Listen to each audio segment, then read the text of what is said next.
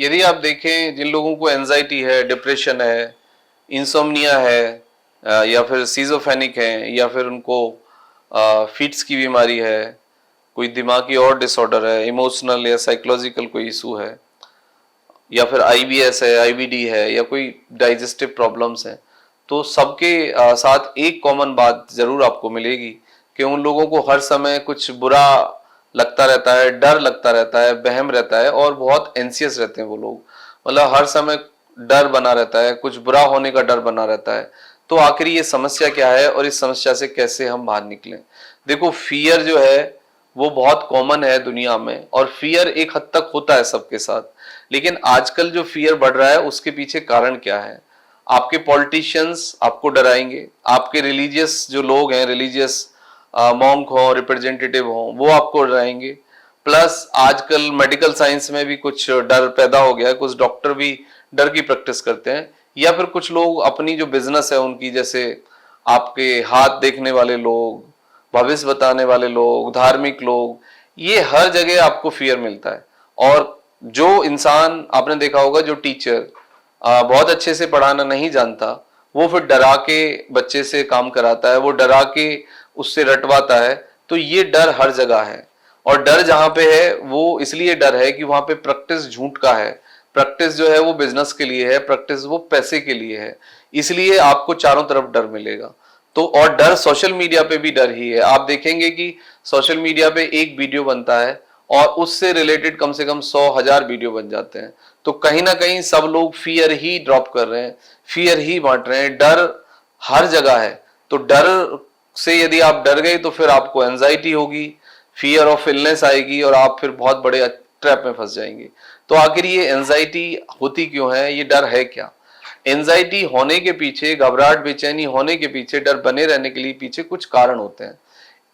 एक सबसे पहला है फियर, दूसरा है ट्रॉमा। ट्रॉमा मतलब कोई फाइनेंशियल लॉस हो गया, आदमी का लॉस हो गया, कोई भी ऐसी स्ट्रेसफुल कंडीशन जो लंबे समय तक बने रहे, उसे ट्रॉमा कहते हैं।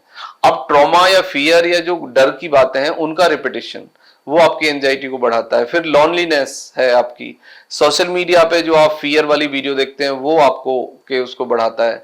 आपका अकेलापन है, लेक ऑफ डिसिप्लिन, आप अनुशासित नहीं है, आप रेगुलर कोई एक्सरसाइज नहीं करते, या फिर आप खाली हैं, कोई काम नहीं करते, नेगेटिव फीलिंग बनी रहती है, टाइम से आप खाना नहीं खाते, टाइम से नींद नहीं लेते, कोई एक्सरसाइज नहीं है, कोई लाइफ में पॉजिटिव मोटिवेशन नहीं है, लाइफ में कोई टास्क नहीं है, लाइफ में कोई चैलेंज नहीं है, आप रेगुलर कोई काम नहीं करते। तो ये सब चीजें, इनका जो कॉकटेल है, इनका जो कॉम्बिनेशन है, वो है एंजाइटी, वो है डर, और वो डर फिर बना रहता है, बढ़ता रहता है। तो डर से यदि आपको बाहर निकलना है, सबसे पहले सोशल मीडिया से बचिए। सोशल मीडिया में वेरीफाइड, क्वालिफाइड, ट्रस्टेड लोगों के ही वीडियो देखिए।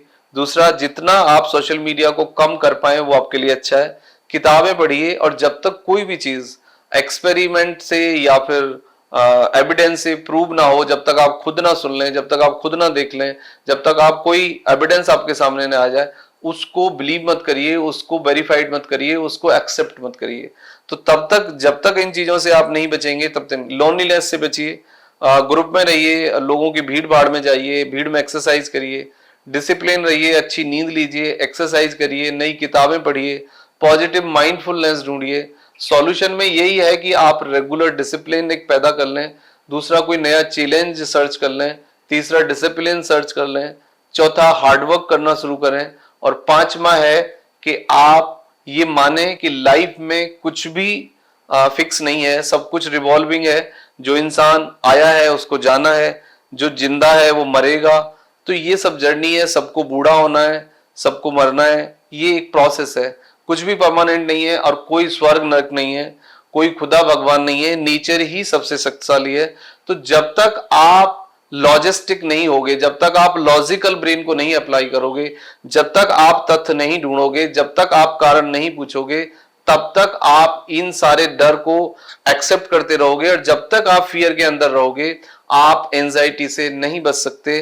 तो एंजाइटी से बचना है, घबराहट परेशानी से बचना है, तो सबसे पहले इन सबको छोड़ना होगा। लॉजिकल साइंटिफिक प्रैक्टिस करनी होगी, आपको किताबें पढ़नी होंगी, बहुत सारी किताबें पढ़नी होंगी। एक किताब पढ़ के एक विचार को पकड़ लेना मूर्खता है, ये अंधविश्वास है, ये पाखंड है। आप बहुत सारी किताबें पढ़िए, बहुत सारे लोगों से बात करिए, सबके व्यू जानिए, पॉजिटिव भी सुनिए, नेगेटिव भी सुनिए, एक्स का भी सुनिए, वाई का भी सुनिए, जेड का भी सुनिए, उसके बाद एक लॉजिकल कंक्लूसिव ओपिनियन बनाइए। क्योंकि कुछ भी फिक्स नहीं है, कुछ भी परमानेंट नहीं है, ये सब टेम्परेरी है जिसको आपने कंप्लीटली पकड़ लिया है। इसको लेट गो करिए, जाने दीजिए। नेगेटिव और पॉजिटिव दोनों विचार आएंगे, लेकिन जिस विचार से आप लड़ाई करोगे, जिस विचार को आप पकड़ के बैठोगे, वो विचार आपको पागल करेगा। तो लेट गो करिए, छोड़ दीजिए चीजों को, ऑब्सेस मत कीजिए, उसके पीछे मत पड़िए।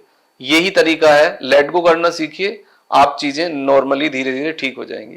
Thank you very much and take care yourself.